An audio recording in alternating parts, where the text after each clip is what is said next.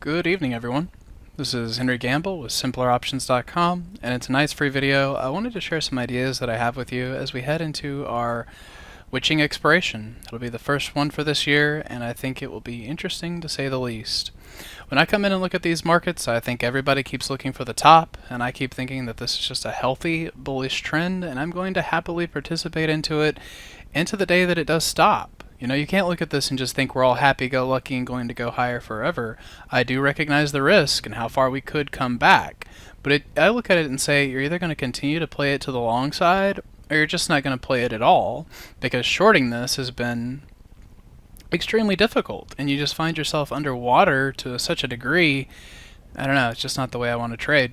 So to continue that thought, you know, Apple is still sitting here against these key highs, and I think it has another push higher next week. If we flip down into the 120-minute or the 2-hour chart, you can see you've got a nice squeeze in play. So you just go back in time and say, what did the last squeeze of the same time frame result in?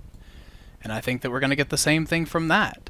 So if we're going to continue to push higher, you know, I'm just using Apple as a metric for the NASDAQ and the market as a whole that I think is going to head higher, but it gives me reason to come in and share ideas in things like Goldman Sachs, where the way that I would look at this before would be with something very standard like an iron fly and try to see if I could get a pin around 250. The way that I think will be a little bit better to look at it into next week is shifting that idea into something like an unbalanced butterfly. Now you can get this as basic or as complex as you would like to see, but essentially what I'm trying to do is initiate a position that has a chunk of short 250 puts.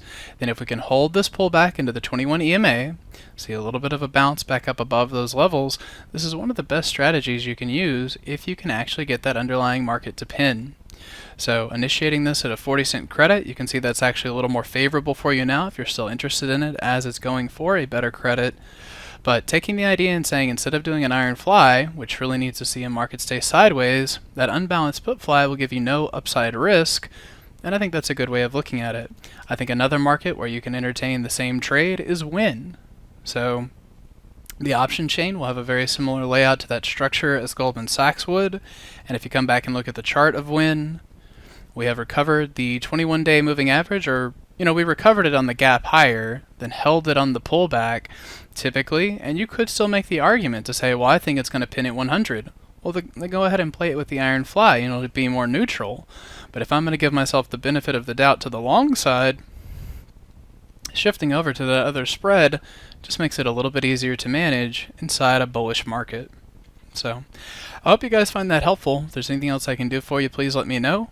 Otherwise, I'll touch base in the next free video.